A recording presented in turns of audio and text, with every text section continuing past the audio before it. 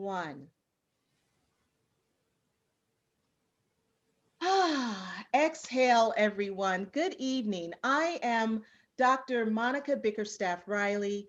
I am the president of Women of Global Change, Las Vegas chapter.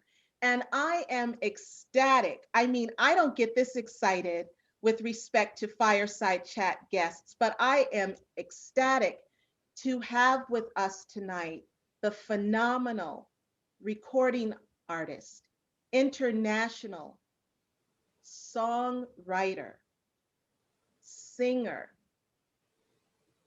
script writer, and I'm going to add screenwriter because I know that's coming. Okay. The indomitable Ms. Ane Marshall is with us this evening. And just a couple of things about the Women of Global Change. We are a phenomenal global organization.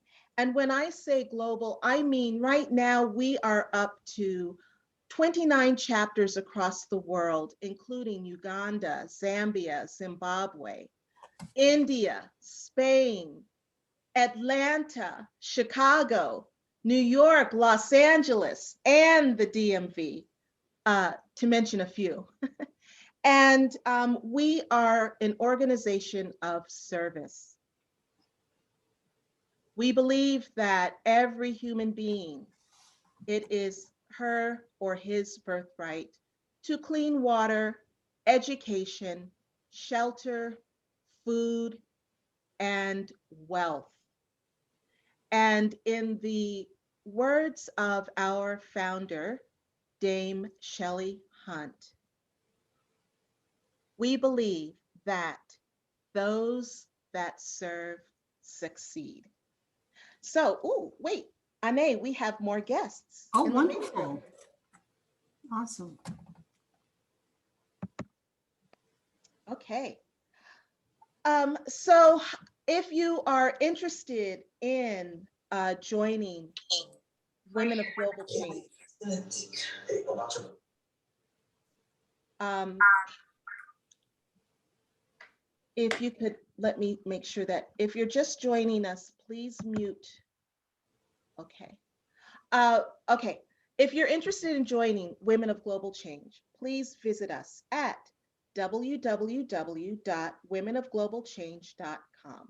All right. We would love to have you join our sisterhood in solidarity and service. So tonight's guest, as I am really, really excited to welcome, is Ane Marshall. Ane means beautiful lady with a song. And this beautiful lady lives up to her name. This international recording artist is an awesome song stylist, songwriter, and extraordinary performer. She's elegant, sexy, classy, and sassy, and oh, can she sing. Originally from New Jersey and currently residing in Las Vegas, Ane sings music that touches the heart and soul. Her powerful and eloquent solo performances have spanned the United States, Canada, the Caribbean, Europe, and Asia.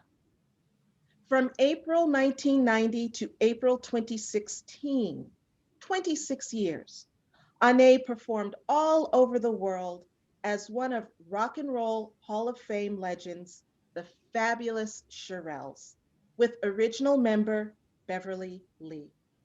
The Shirelles were the first female group in the history of music to sell 1 million records, and they paved the way for many of the girl groups that followed. Although Ane was not with the Shirelles from the beginning, she is very proud that she helped to keep this incredible music alive for so many years. Ane says, I was honored to be one of the Shirelles and thankful for all the experiences that came with being a member of an iconic girl group as well as all the lessons learned. This is a man's world, but B-U-T-T-T, created, produced, arranged, and starring Ane.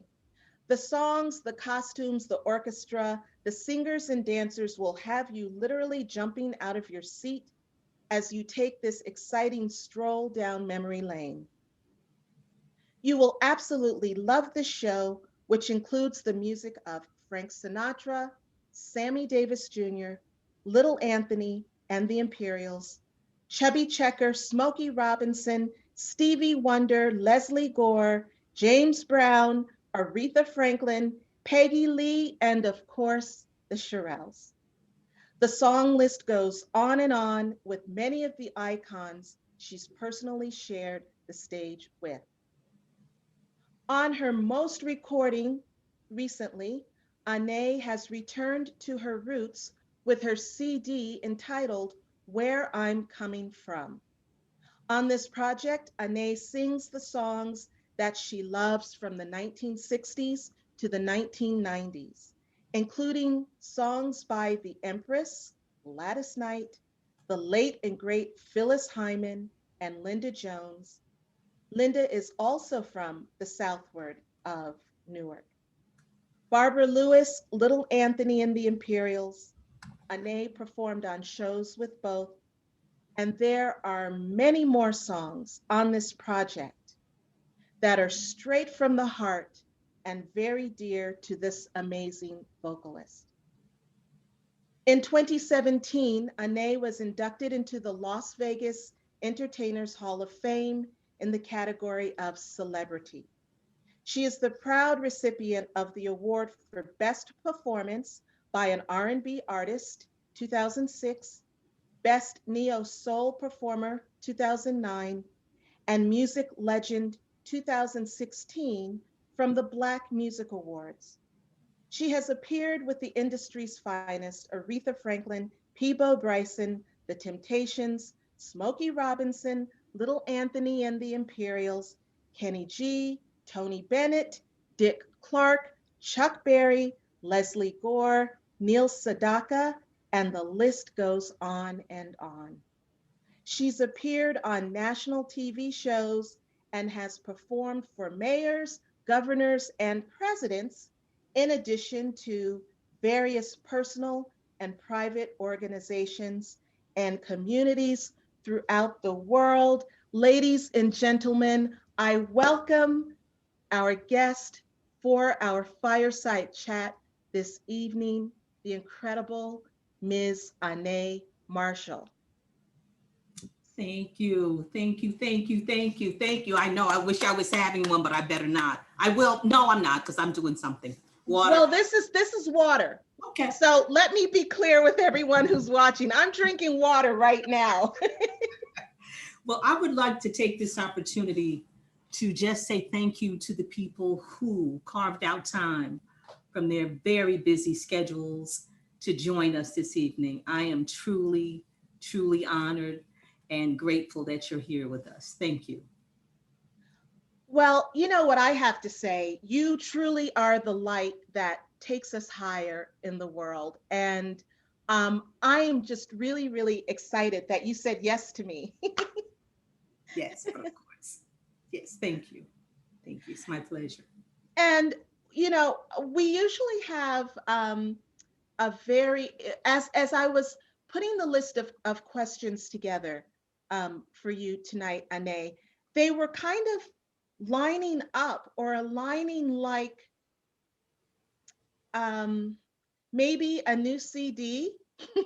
So as we have our conversation tonight, I'm thinking, you know, we have 15 tracks on a new CD by Ane Marshall. So we'll see what happens. Okay. But my first question, when did you first know that you could sing? Well, I didn't have a direct path to it. However, I did recognize it when I was quite young. I would say maybe 6 or 7, maybe in that time frame. And I was just very, I was very sure.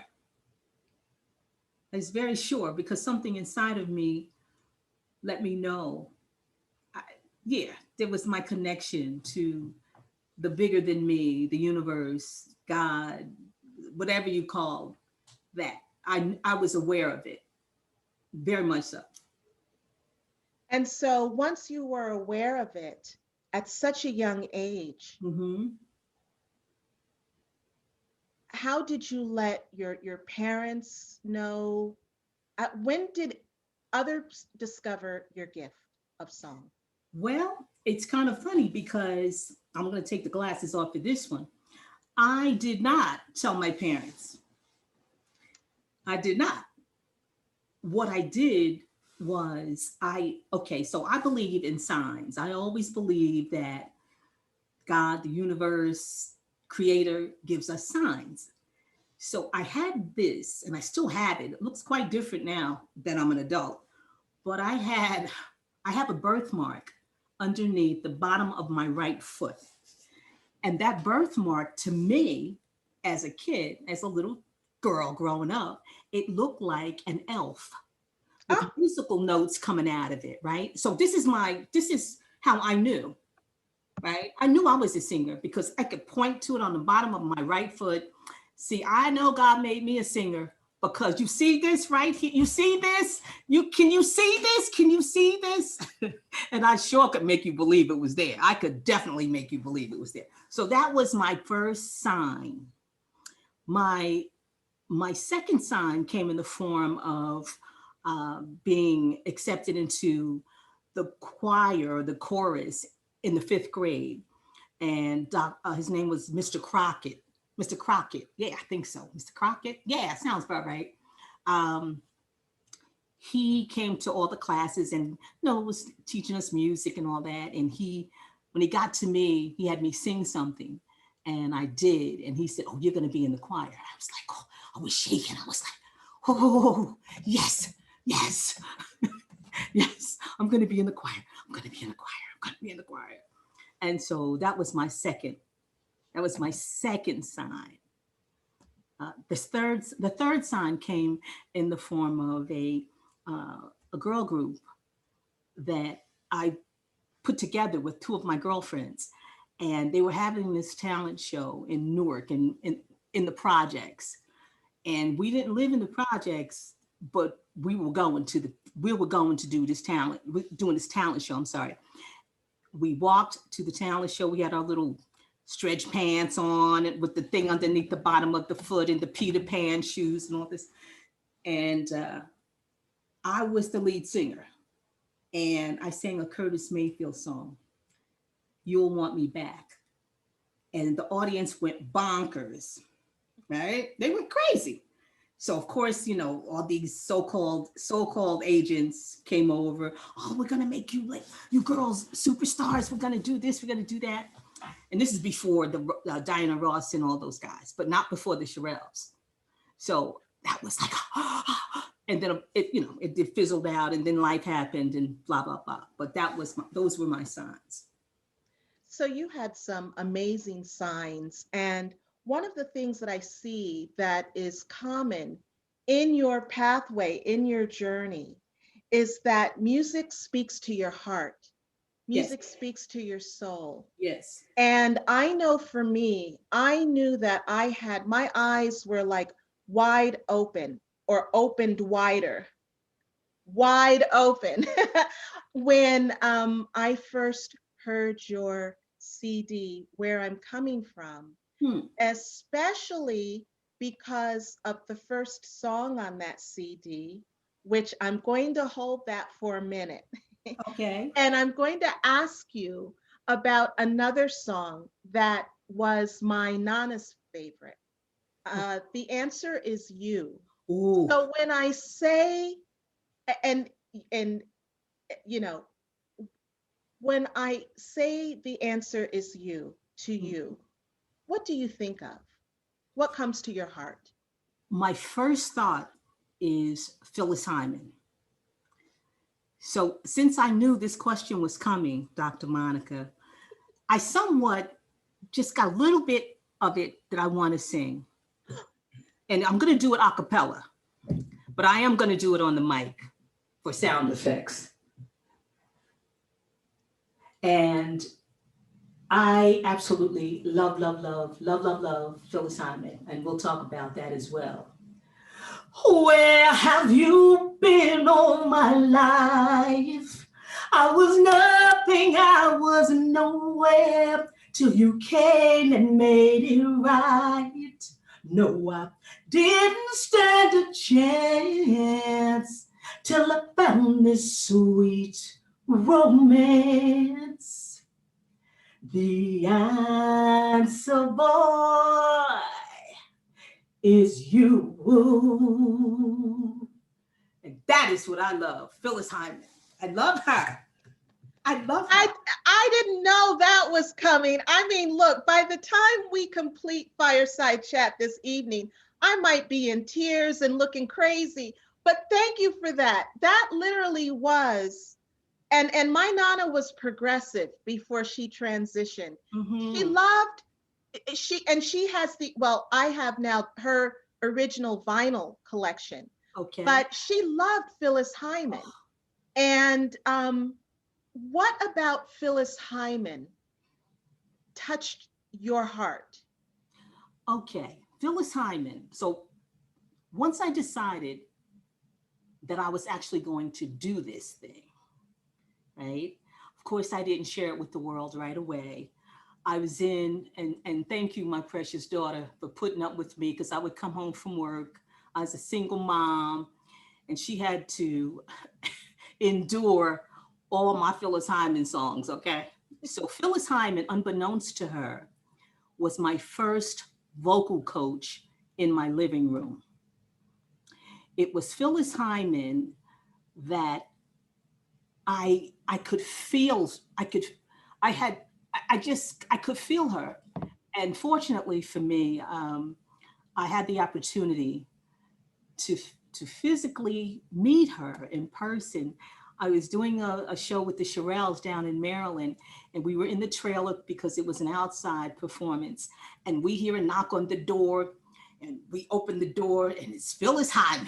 Now, I could hardly breathe because she doesn't know that she was my vocal coach, my first encounter with the vocal coach, right? Yes. And she comes in the room, she's, oh, the Shirelles, the Shirelles. Oh my God, you ladies, I love you. She passed out her business card to each of us, which I still have. I still have that business card, but I got to meet her and I'm just so thankful because there was something about her.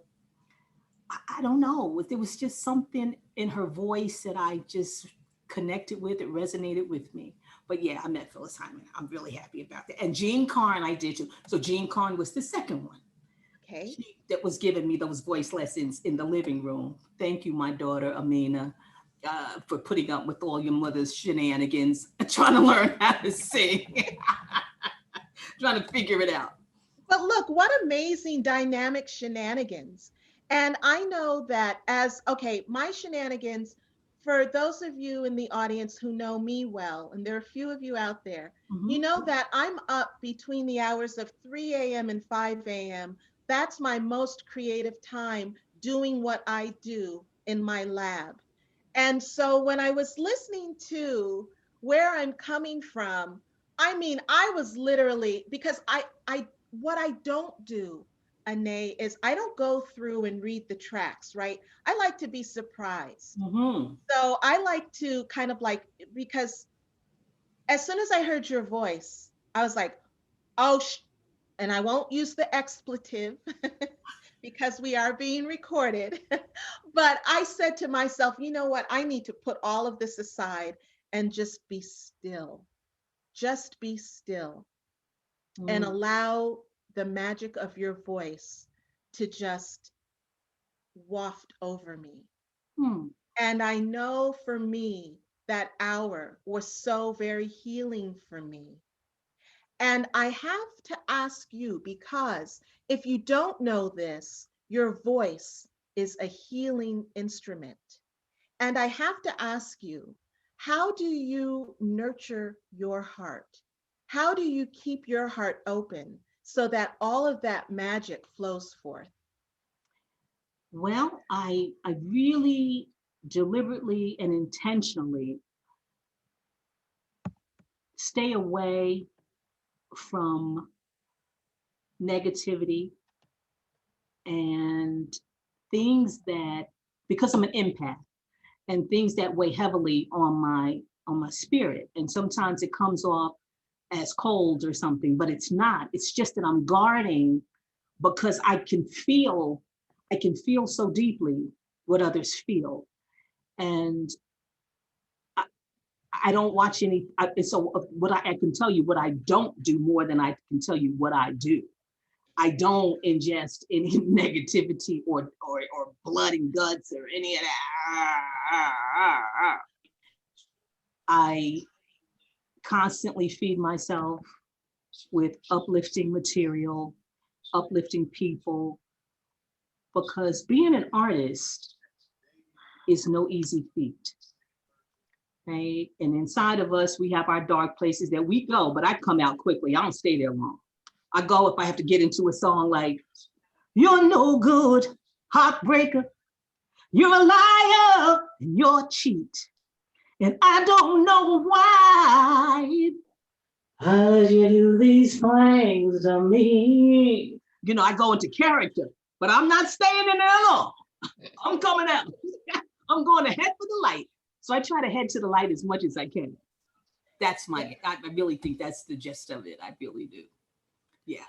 And I felt that light personally because, as I said a little bit ago, I was going to come back to the first song that you open with on your CD, Mm-hmm. Where I'm Coming From. Mm-hmm. And that song is Somewhere in My Lifetime. Now, I could tell some stories, but I won't bore y'all with the details. But I will say that Somewhere in My Lifetime was my beloved father's favorite song. Well, one of his favorite songs. Okay. And I know as a writer myself, I know that it's significant how you begin a novel or how you begin a CD or an album. What made you select Somewhere in My Lifetime to open Where I'm Coming From? Well, once again, I have a profound love for Phyllis Hyman. Uh, and there's nothing that I sing or not too much that I do in life that I don't include my heart, right? Because I just do. And any song that you hear me perform, I usually can relate to it in some form or fashion. There's something in it that I can I can go there. I can take myself there emotionally because I've been there or close by, right? So it Yeah. doesn't have to be the exact. There could be one line in the song that pulls me in, just grabs me, and I'm in. And then, but yes, yes, that would be a yes. So for Somewhere in My Lifetime, what Mhm. is that one line that pulled you in?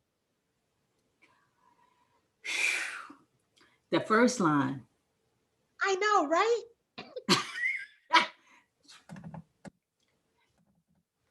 somewhere in my lifetime. Yeah. So that, and plus, there was also, as I was starting to sing and singing around and blah, blah, blah, blah, there was a comparison to some of my tonality with Phyllis's. And so people would say, "Oh, you need to do a Phyllis Hyman song. Oh, you need to do a Phyllis Hyman song. You need to sing Somewhere in My Lifetime." And I always kept it, but in all honesty and fairness, because I hold her in such a place, I was a little bit nervous about taking that assignment on. Yeah, yeah, Right. because of the reverence that I have for her, and I hold her. I mean, the songs that I chose, those female vocalists in particular, I know that when I'm doing their songs, I am standing on sacred ground. It's sacred. It's not to be entered into lightly. It's not to be la-di-dee, la-di-da. These are the peoples that I'm standing on their shoulders, right? So I'm standing on their shoulders and I'm humble. I am humble about it. So I wasn't, I was a little afraid of it actually in the beginning. And then I started to work on it and I was like, oh, okay, okay. All right, Phyllis, I know I'm not you, but here's my rendition. But, Ane, look at the legacy of footprints that you are leaving right now. You Yes. know, I the hope so. journey of your life path. Look at Mhm. all of the female vocalists, the youngins, I like to call them the youngins, who are now standing on your shoulders. Yes. What would you say to them as they would maybe start to put together their first composition or their first album? What is your process for selecting the songs? Well, if I'm covering someone's song that's already been recorded, then I approach it. I listen to them and see what I can add to it, if anything. And if I'm writing a song, I'm writing because there's something coming through me because I'm a vessel for it. And it's coming, the song, the lyrics, the melody, it's coming through me. And I have to get to my phone and record it, because if you don't put it down immediately, it's gone. It's gone. The song is gone. You have to do it right then. At least I do. That's my process. But the lyrics and the melody, it comes through me, and when it's coming, I know it's coming through me, and I know. And if I cry, that means it's really coming through me. Yes. And, when I was listening to Where I'm Coming From, Mm-hmm. there were a few tracks that derailed me and I started to cry. Ooh. And I was thinking, then I after track number 3, no, really after Somewhere in My Lifetime, Ane, I went to your website, Ah. Ane Sings, because I wanted to know more about you, right? Uh-huh. Before then, I didn't really know that much about you. And, Okay. and this is to kind of put into perspective for our guests this evening. Now, this was back in February when I started like dreaming and manifesting you on Fireside Chat. So when I heard Somewhere in My Lifetime and I went to your website and I saw that you had penned a production, um, it's more than a play, it's a production called This Is a Man's World, but Butt. I love the artwork. And where in your journey were you when you penned this incredible production? Wow. I know exactly where I was. It was Thanksgiving 2015. And uh, my honey said something to me a couple days before, and he said, you know, you have all this wonderful music, and you've done this and you've done that, and he says, but I see the light going out of your eyes. He says, I want you to do something that you really love. I want you to do something. Whatever you want to do, I'm right behind you with it. I'm right next to you. I'm there. I'm all around you. And so I had been thinking about something, but I had, once again, I don't share right away, I guess, huh? Well, anyway, I had been on so many shows as one of the Shirelles. I had been exposed to these shows where they were so heavily male dominated, but the songs were so wonderful and so memorable. I said, I want to do some of those songs. but I want to do it from a female, from as a female. I don't want to dress up as a man and blah blah. Although I could, not with the mustache and all that stuff, but just to have some fun, right? Right. Maybe a hat, maybe a pinstripe suit. Yes. That's where it started from. And then I knew I wanted the show to be an hour and a half. So first of all, I chose songs that I knew people loved and that I loved. And once again, got to be a message for me in the song. Otherwise, I don't think so. Right? So I started timing the portions of the songs that I would put in this production. I started seeing the costumes. I started incorporating people to come in, and things have changed drastically since the very beginning.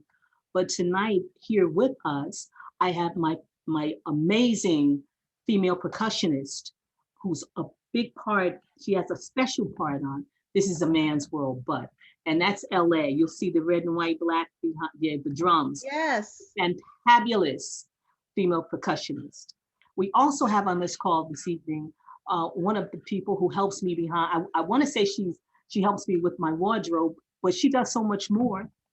And not only does she come, but she brings her family. She brings her husband and her daughter, and they all come and they help with the production. So that's my girl Kimba Kissi, and I'm just so and so when I start putting it together, it just started coming in. It's just like coming in. It's like, okay. I'm gonna do it. I'm gonna do it. I'm gonna do it. I'm gonna do it. And so that's what I did. I started going into rehearsals. I started hiring people. I started bringing people in. Most of the people are not even with the production anymore, but that's just evolution. And that's what happens, right? So I don't take it personally. It's a part of the process. Right? So I did that, and then I could hear the music. And I knew it was gonna, like that. So that's how I get when I'm in create mode. And when he said go do it, honey. I know exactly how you feel when you start to receive those downloads. Mm-hmm. You can't rest until you answer the call, right? And it can be so easy because at that point, everything is preordained in a divine way, and it's already written for you.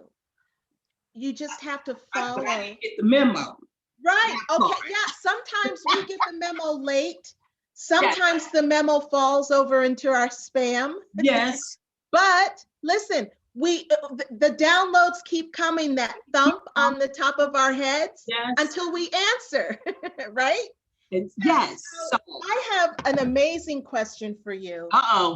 Because I have in my mind my vision where I see you, but I'm going to ask you this question. Okay. Let's say you are granted one wish right now. Mm-hmm. Where would you like to see? What would you like to see manifest for It's a Man's World, But, BUTTT? My honey came up with that too. Yeah, I like that. He came up with that. I can't take credit. He did. I believe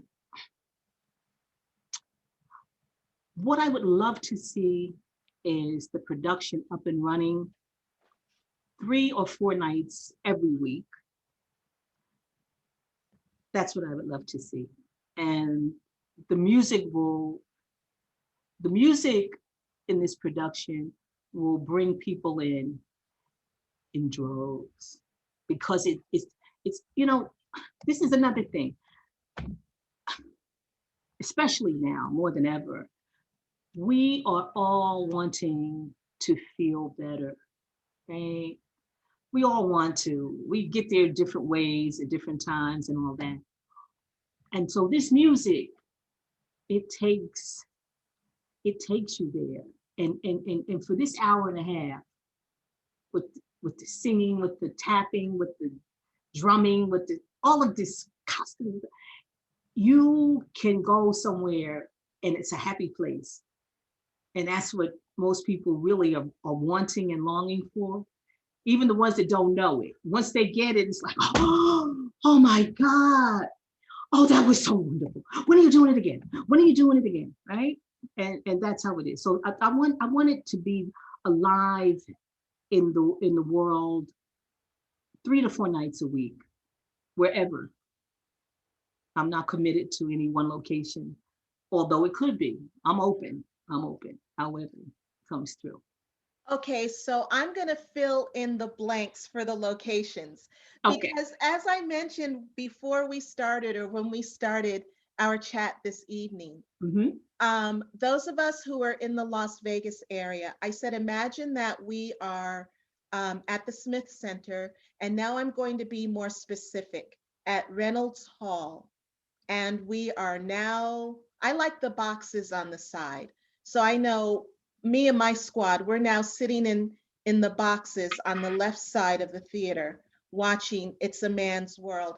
And then since everything is now beginning to open up, and you're so right, we are we are all desperate for some joy right now, for some peace. Mm-hmm. Okay, so both of us are East Coast girls. I'm on my way back to New York. I'm on my way to Carnegie Hall and inviting my squad of 20, 30, 40, 50 or more people to Love it. join me at Carnegie Hall. And then to top it off, we're going to head down to DC, the Kennedy Center, Love it. right? I'm there. I'm with you. I am there with you. I am there with you. Yes. Um, I know that, all of us have a calling to purpose at some point in our lives. And sometimes, as we just spoke about, that pathway is smooth, but sometimes those of us who are stubborn, and I say us because I'm including myself, Mm-hmm. sometimes it takes two or three or more thumps on the head to get that memo. Mm-hmm. Mm-hmm. You once said to me in one of our conversations that it doesn't have to be perfect. Mm-hmm. It doesn't have to be perfect. Mm-hmm. What did you mean by that? I mean that oftentimes people place these limitations, and I don't know that they know that that's what they're doing in the moment, but they place these unreasonable limitations and dream killing limitations on everyone. And if it's not perfect, then you have to wait until it's perfect. But if you can imagine with me for a moment, let's just say a runner, someone that's a runner, they don't start out being able to run the way they end up being able to run. It's not the same process. I mean, it's the same process, but you don't wait until you're the Olympic ready to start. You have to start with where you are, because I believe, and I wrote it down because I read it and I said, oh, I gotta find that. I have to find it. So the key to success is to start before you are ready. Now that doesn't mean go out and rent Carnegie Hall. We're crying out loud, not like that. But you meet the world based on where you are within yourself, within your own rhythm, your own inner guidance, your own path. Because everybody is not going to be a Michael Jackson. Okay. And that's fine, because we already had Michael, right? Okay. But whatever you have, in my humble opinion, it's incumbent upon you to bring it forth into the world and let it live in the world. And that's how I see it. But if you wait until it's perfect, you may never get to do it. You may never. It may take you 25, 30 years. It may take you a really long time. You are so right. And Just go. Just, yeah, you're yeah. so right. And as I'm listening to you, I'm thinking, wow, on many levels. Wow, Words of Wisdom by Ane. Okay, that's going to be our book, okay? Okay. W.O.W. Wow, Words of Wisdom by Ane. All right, I just spoke that into the universe. Well, I So we'll love see what that. happens, We right? do that. Yes, we do. And, I'm thinking of another song that is a favorite of my mom's. So look, I've got the whole family in on this, I see. literally. Betcha by golly, wow. When I say those words to you, what comes to your spirit?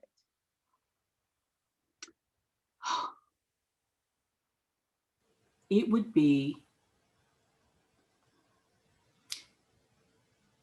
Phyllis Hyman. Phyllis Hyman,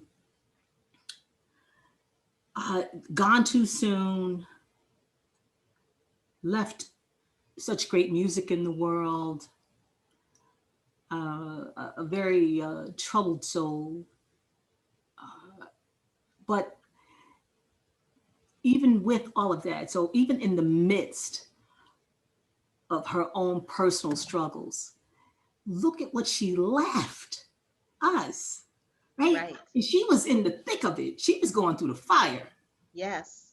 And even through the fire, you can create something wonderful. And in fact, it is there in the fire that you really, really become the sphinx. It's in the fire. It's in the fire. Because it's from those ashes that you rise. Absolutely. Yeah. Absolutely. And it's unfortunate. I don't know why it's that way, but everybody that has reached any level of success, most people anyway, talk about it. And so I'm going to sing just a little bit of Bet You By Golly Wow. Just a All little, right. little, Yeah, all right. and I've never performed this song, or the other one. The Answer Is You. Just in my head I do. And sometimes if I'm playing around, but like to get up and do it, because once again, Phyllis, that is a tall order right there. Okay, so I think I will start this. I'm not gonna do the whole thing. Okay. Bet you by golly, wow, you're the one that I've been waiting for forever. And ever will my love for you keep growing strong. Oh, keep growing strong. If I could, I'd catch a falling star. That's enough right there. Before I start going into my tears. You and me both. I know. Thank you. Oh, I am so grateful for you. Look, when we complete this recording, I'm going to make sure my mom has this, because this is like going to be my mommy's day gift to her, or at least one of them, because I'm grateful for you. Thank you, Dr. And I Mom. appreciate you for doing that. Thank you. Thank you. Thank you. I have this notion in my head, and have had it in my head for some time, that one of my assignments, and I'm in alignment with my divine assignment. I'm in alignment, okay? And I believe this in my heart and soul, that when it's all said and done, and I leave and go into my next journey or whatever, that I have left the world in a better place than it was when I arrived, right? Just by my contribution. I'm not saying I'm all that. So, okay, I'm not saying all that. I'm just saying that I want that. I want to be that person. See, I want to be one of the people who spreads the good in the world. I choose it every day. I want to be one of the people that, because of my light and my refusal to turn off or dim my light, that I light a pathway for someone else. And that I really, I mean, along with some few other choice things, but since I'm in this mindset, I figured I better get it out before I forget about it. Okay, let's not talk about that. Okay, okay. But let me first say that, first of all, you are all that, okay? And I'm sure that when we disperse after this evening's chat, those of us who have been blessed with your light this evening are going to leave in a better place, Oh well, I and pray. at least with more peace in our heart Yes, and the ability and the desire to choose joy, because you're right, it's a choice. yes, Joy, happiness, yes, faith, it's yes, a choice, yes, right? yes. And I know, as you have influenced me at many a 3 a.m. hour, Ooh. um, who who are your greatest influences in music? Well, you know too already because I can't stop talking about Phyllis. Right. I love her, like, like, yeah. I don't want to say certain things, but okay. But I love Phyllis, and I love Jean Carn. I also fell in love with um, Aretha, Ah, right? So I wasn't. I was kind of late with some things, and my father loved Aretha, my mother loved Gladys. So I'm somewhere in the mix, somewhere in there. I don't know where, but I'm in there. Okay, that's where my love is. So Gladys, Aretha, I loved Natalie, and there's two more, and females. The first time I heard Anita Baker, it stopped me in my oh, tracks. hi. Right? It stopped me in my tracks. Like, who is that? Who is that? Right? So I Yes. love Anita. And then the other person, the other female vocalist that is like nothing I've ever seen in this lifetime, that is Rochelle Farrell. Oh, yes. Right? Yes. Yes. So she's so phenomenal. As a matter of fact, when I first went to see her, I went to B. Smith's Rooftop Cafe in New York, and I caught myself. I was about to start crying, right? I was about to cry, but I dignified up. But the tears didn't come because they weren't ready to come. I held them back. But I almost stopped singing when I went to see her. Why? Right? You say, what? I almost hung up my microphone. I said, Lord have mercy. If this girl is not sitting on the top of the charts, whoo! And, quick story, most of you, well, some of you may know, but maybe some of you don't. Actually, Rochelle Farrell was one of Phyllis Hyman's background singers. Ha ha, going That back, makes sense. going back, right? So going Mm-hmm. back, before she became Rochelle Farrell, she was Shelley Barnes, right? Mm-hmm. She was one of the background singers for Phyllis Hyman. And this particular night at the Blue Note, Phyllis didn't show up, but the show had to go on. So who stepped up to the microphone? Rachel Farrell, And the rest aka is Shelley history. Barnes. The rest is history. That's just a little bit of musical history for the folks who don't know all this stuff. I know you don't. You like stories? Don't you like to know what in the world? How Yes. did so and so get to be? How did that come to be? Right? Yes. And I have a story on my tongue that I'm getting ready to ask you right now. Okay. How did you become a songwriter? And are the songs that you write based on life experiences? Uh, the first part of the question, again, my path was not a straight path.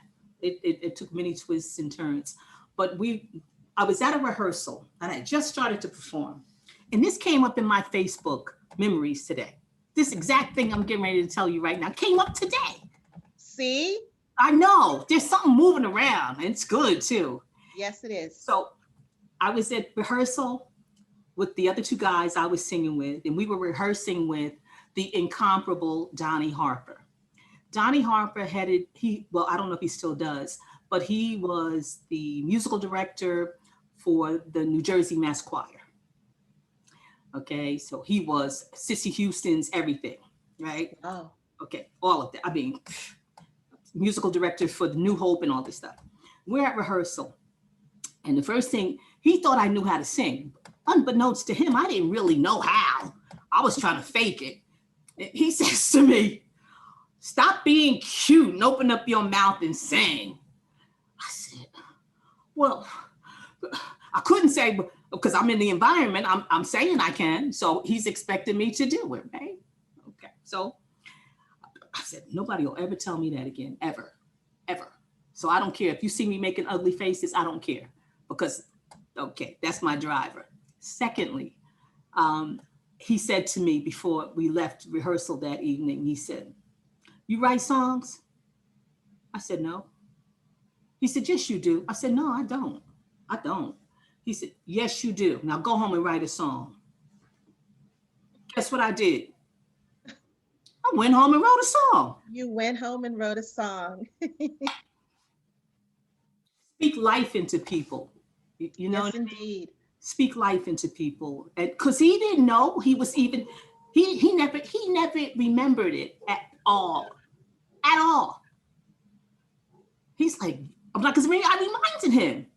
He's like, "I said that?" I said, I promise you said it. And that's exactly what I did. And I sent him a copy of my first CD after I did it. He was so proud. And what was that song, that first song that you wrote? Oh, Lord. You really trying to get a girl and go back into the old memory bank.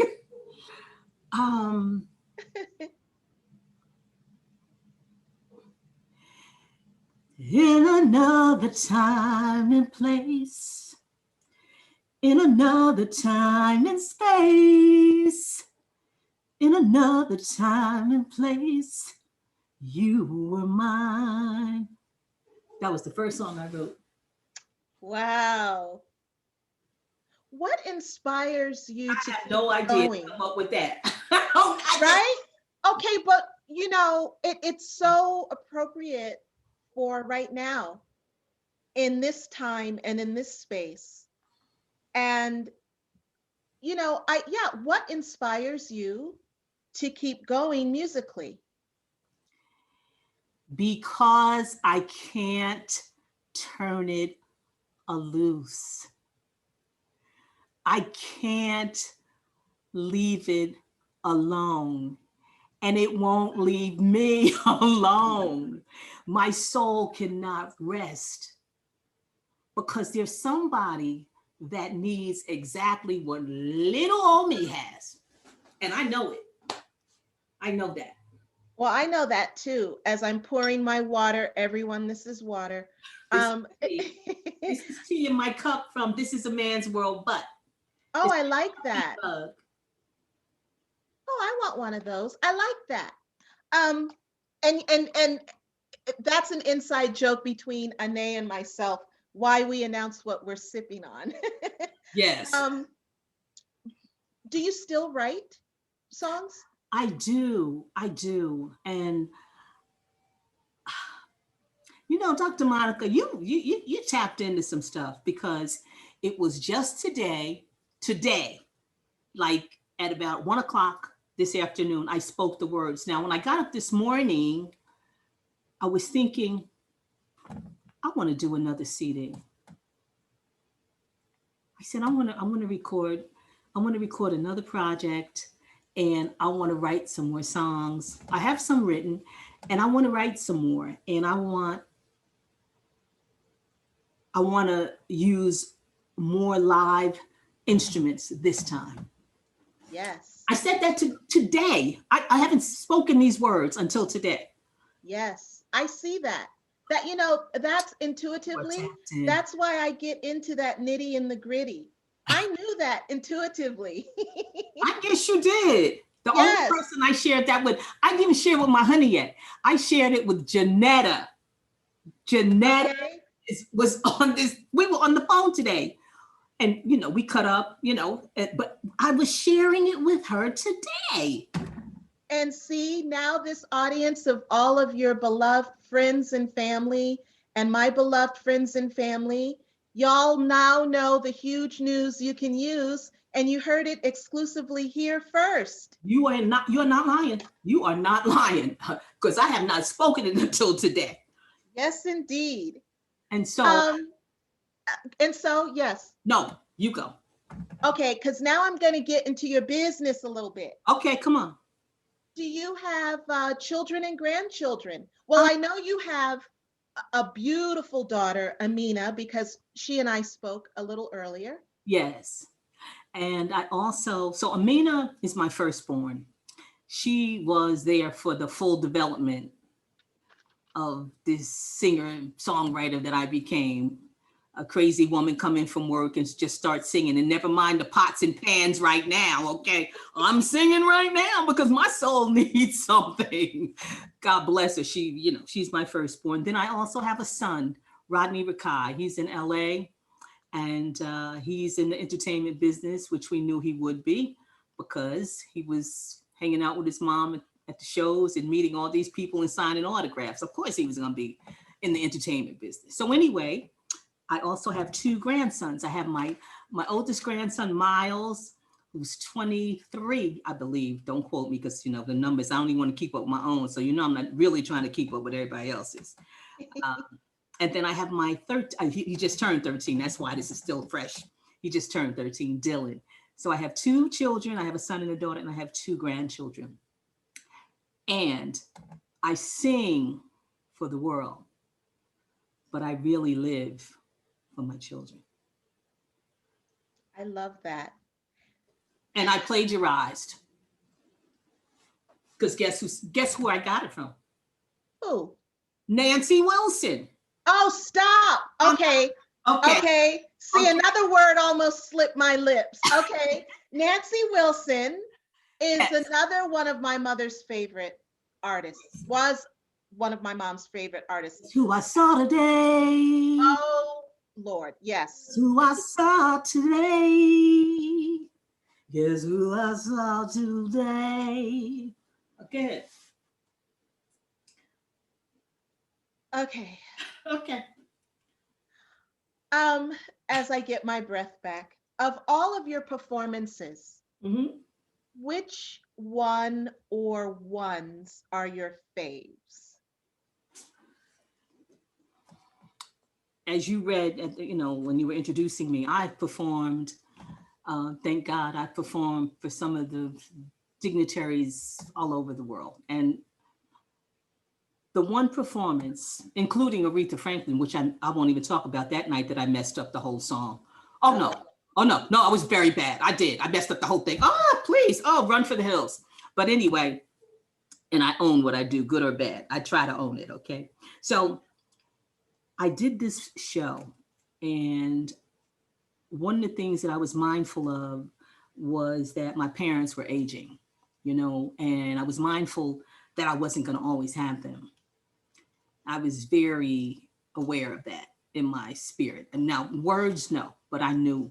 So I said, I'm a singer and I want to sing this song for my mom and dad.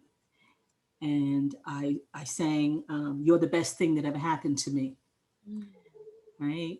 And if I can't even, I tried to do it in the production, but LA and Kimba and Sylvia and anybody and Iva doesn't know this because she doesn't know, but I cry every time I say, I can't, I have to do it so much that I stop crying. I have to, because I cry. So somebody might say, well, why do you say that they're the best thing that ever happened to you when you have children and grandchildren? And the reason I say it is not to diminish anybody else's value in my life, but I say it because without life, without existence. So was it perfect? No.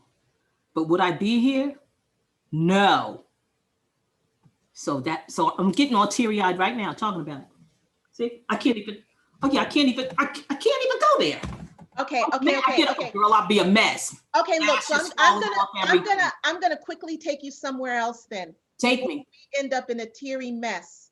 And Okay. okay. Okay.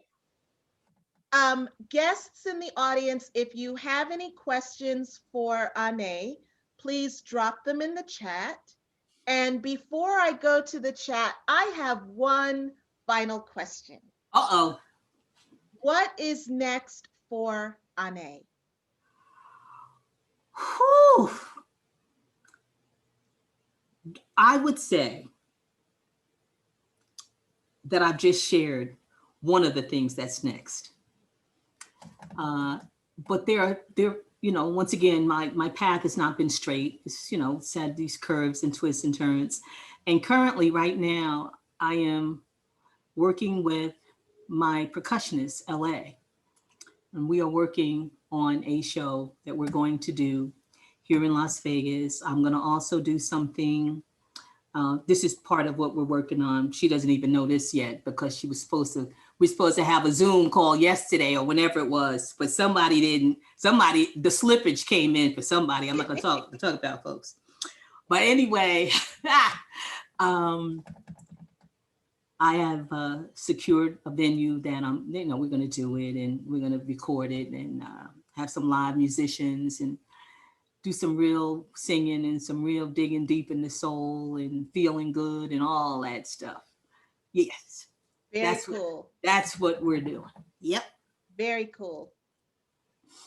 Okay, what do we have here? Let's go up and kind of look at some of the comments that we have. We love you.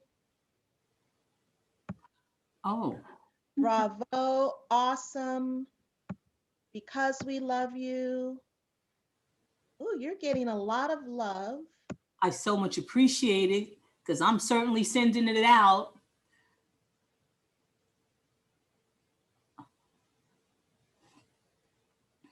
This is such a glorious evening in honoring Ane. I am so glad we are here. Thank you. Was that Iva and her husband? Yes. Yes. Thank you. Beautiful. Thank you. Let's continue to touch mind, body, and spirit. That is from LA to everyone. Thank you for sharing your story. From Janetta. So is that one from April? Uh, It seems many female singers, especially Sissy Houston, Aretha Franklin, are influenced by a youth spent singing in the church. Was the church an influence in your life, in my young life? Oh, that's a good one. Yeah. Well, I hate to be the bearer of bad news. I never sang in a church choir. Okay. I was much too shy. Much too shy. And I was just silly. I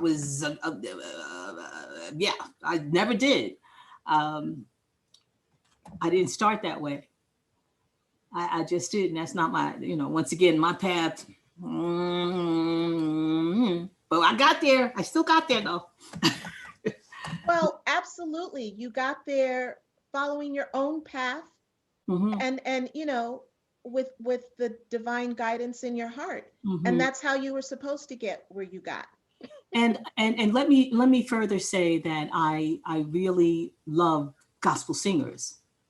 I do. I love what they do. I mean, I don't even know how to get to all those notes and runs and things. I'll be like, how did you do that? Whew. But it's not what I do. Right? So once again, there's a place for all of us. That's how I see it anyway. Okay. Absolutely. Oh, here's a good one. What influences your stage style? Because let me say this, when I was creating your flyer and you sent me those beautiful pictures and the one of you stunningly poised in the white, your money shot. Okay. That's fabulous. Thank you. What inspires your style? Okay. Because it's memorable. Thank you. Because I guess you could say, if she wasn't intending to mentor me, she wasn't knowing that I thought she was the cat's meow. My godmother Oh, was the most fabulous female dresser ever. And, she's still living. She's in her 90s now. But you want to talk about set it off? So that was an example of fabulousness. And so in my heart, in my mind, I was like, when I get grown, I'm gonna be fabulous like that. So I love dressing up. So I dressed up for you today. I have my little necklace on, a sequence, and a little sequence on my dress. I love dressing up, and I miss it tremendously. I love clothes. I love clothes. I love looking. When you look good, even when you don't feel as good, you can still feel better. When you go past the mirror and you catch your reflection, girl, you got it going on today. exactly. You might not feel that hot, but if you don't tell, nobody will ever know. You are so right. And I knew that today, this evening, I had to come correct. So I dressed in my jewelry and in my purple silk. And yeah, so you are so right. There's nothing, we women, we can immediately adjust our mood and gain a new attitude Mm-hmm. when we dress up and put on that red lipstick. I know that you always wear your lipstick. I always wear my lipstick, even if I'm just walking to the mailbox. And that is something that one of my nanas taught me. Don't ever leave the house without your lipstick. And so, yeah, since we've been in the situation that we were in, I don't even speak of that C word of that or that P word. Mm-hmm. But Mm-hmm. I was wearing my lipstick in the house every day. So listen, Dr. Monica, I'm not doing a one up, but since you brought it up, I have to share this story. I have 1,000 stories, people. I know. Yes, I have we are here for all of them. never knew anybody cared to hear them. Okay. Because I never told them until I met my honey. I never said one word. So when I gave birth to my son, I said, I'm going to put my makeup on, my lipstick. I'm going in here. This is what I'm going to look like. And however it turns out afterwards, okay. I got to the hospital at 9 o'clock. My son was born at 9:49. Wow. I still had my lipstick on. The nurses were cracking up. We have never seen anybody come in with their lipstick on and leave out with their lipstick on. I had my lipstick on. I was like, I'm not gonna be looking like a scrub. No, I'm not gonna do that. No, no, no, no, no, no, no, no, no, no, no, no, no, no. But that's why I had to share. I just had to. That came to my mind. Lipstick. Well, it's an important accessory on so many different levels. Well, fortunately, my son did not delay. Right. Okay. 49 minutes. Boom. Boom, out and over, done. Okay. I had to share that. I hope nobody minds that I shared all this stuff. Let's see from Selena. I love the album. Can't wait for the live show. Oh, thank you, Selena. Question. Love your What pillows is too. the best experience you ever encountered in your career? The best experience. Wow. Who wants to, Selena? Who asked that? No. Iva. Iva asked that question. Oh, Iva, girl. Okay, I will share this. It's not, I don't know, it's memorable. I don't know if it's the best, but it's certainly memorable. Okay, so you know how when you're a kid, you're watching the shows on TV and the artists are coming on and they're singing and they're, we like them or whatever. Well, I used to see the Four Tops, and right, and I would see them. I didn't think nothing about the Four Tops. I was the Temptations girl, more like that. We did a symphony date, we the Shirelles, down in North Carolina, and they were on this symphony date with us. I think it was a 67 or 68 piece orchestra. And Levi Stubbs, the lead singer of the Four Tops, came up to me to greet me, just to say hello. And he put his hand out to shake my hand. And I was like,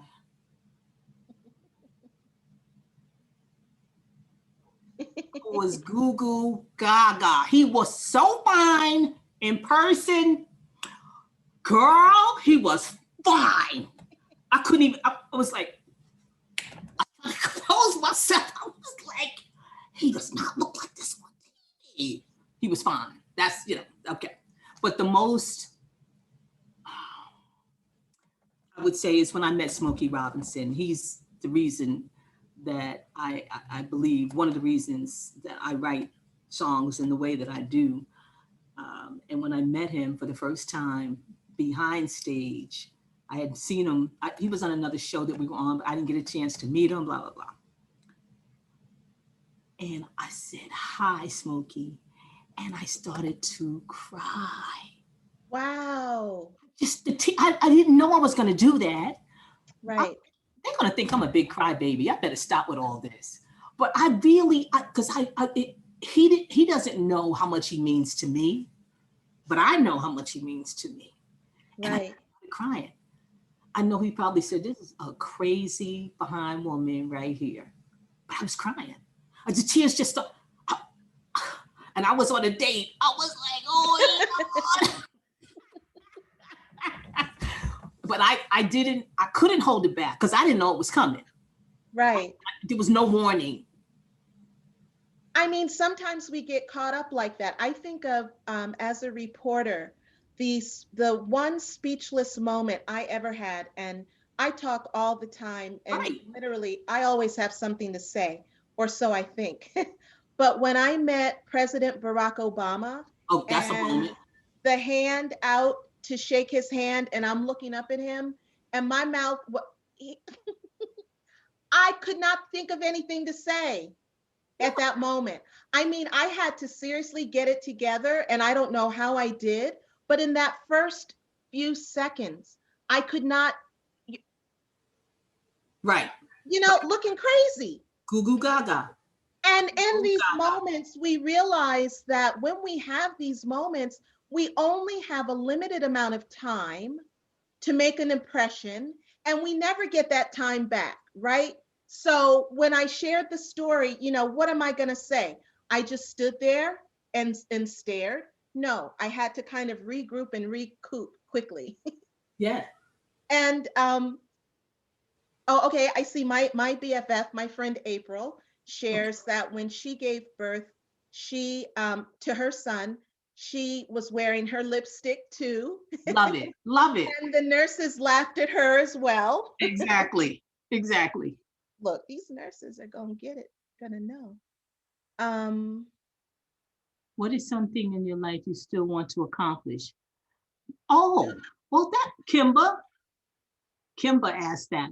So yeah, I see. That's a great question. You want to read it, or you want me to read it?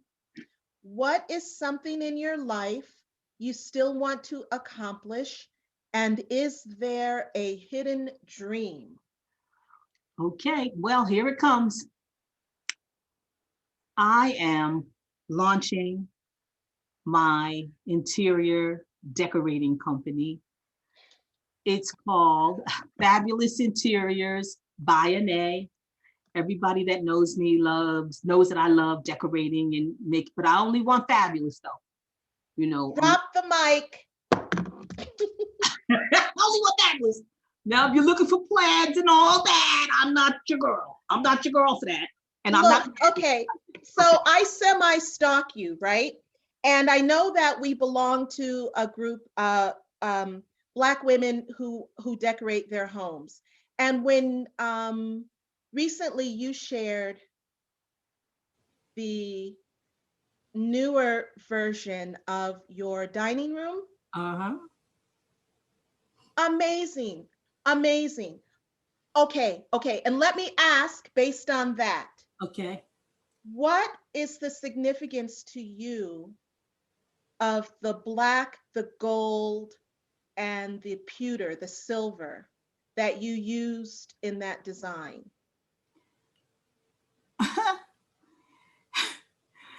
Well, I got some humdinger. Look, can you imagine if I wasn't sipping on water? oh my goodness. Girl, this conversation will go on for hours on end between you running your mouth and me running mine. Lord have mercy. I started out, everything has a beginning, but it's not like it's not like I said, okay, I'm gonna do black, silver, and gold. I didn't say that. I said it was springtime. So I said, okay, I'm gonna buy these drapes. I'm gonna buy the drapes.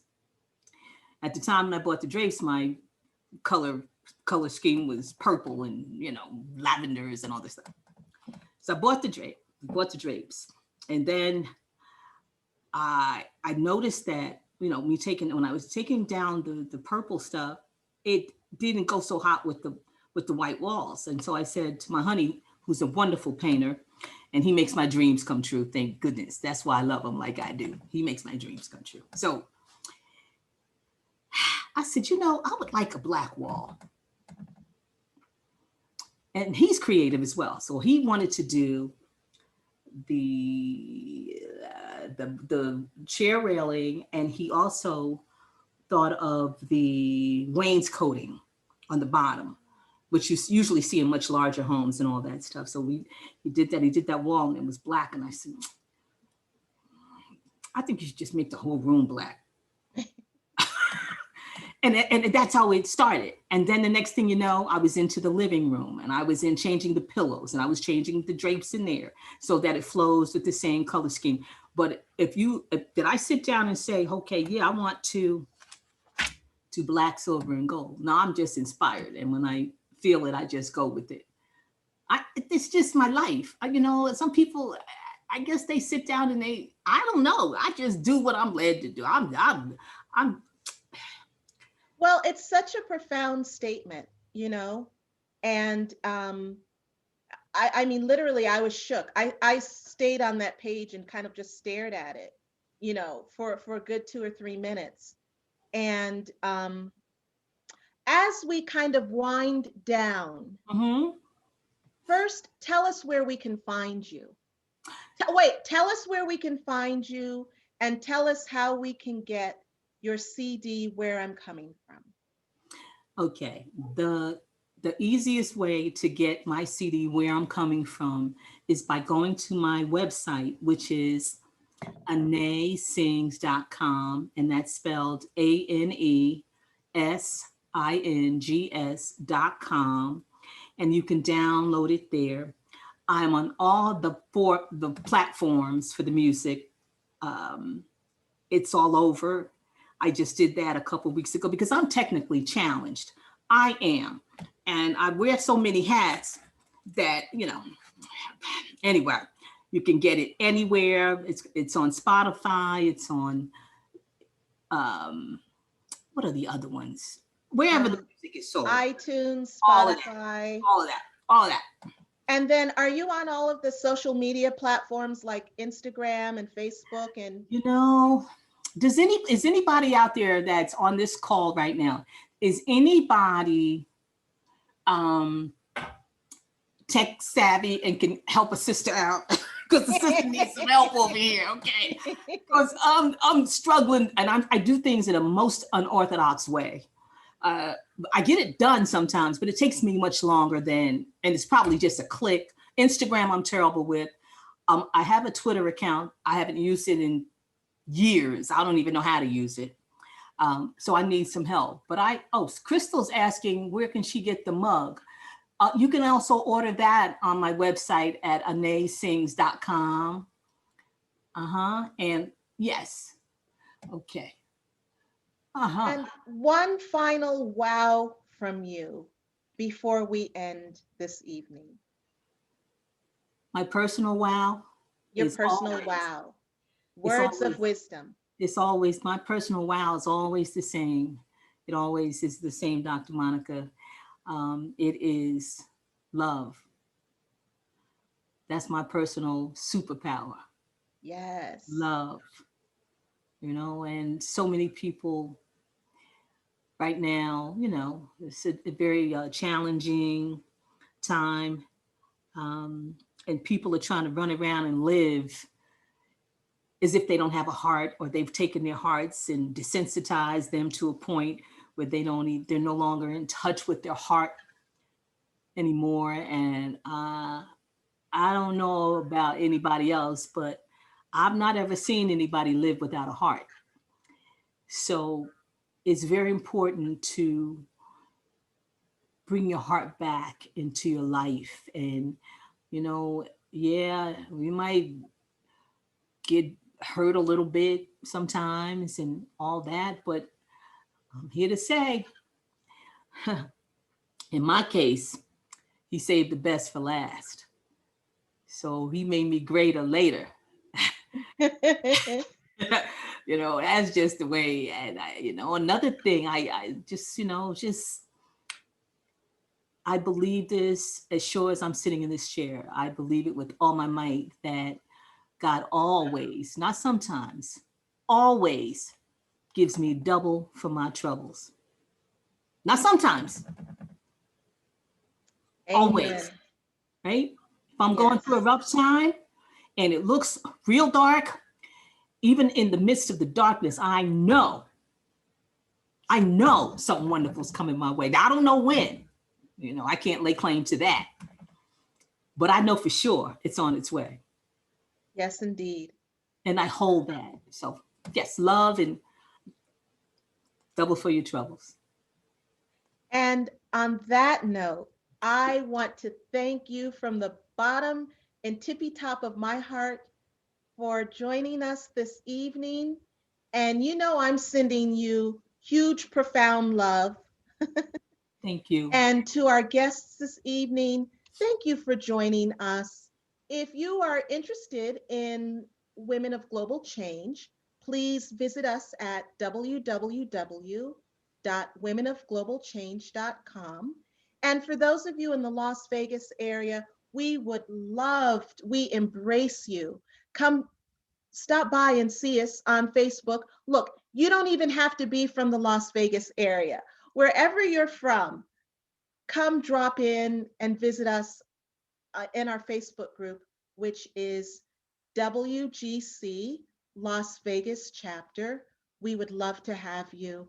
And thank you for joining us this evening.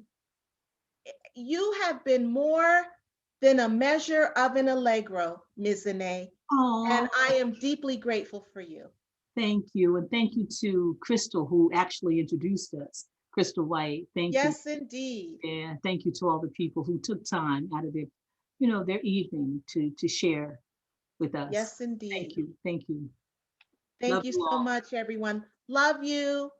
And we will see you next week, hopefully. Yes. Bye now. Bye bye.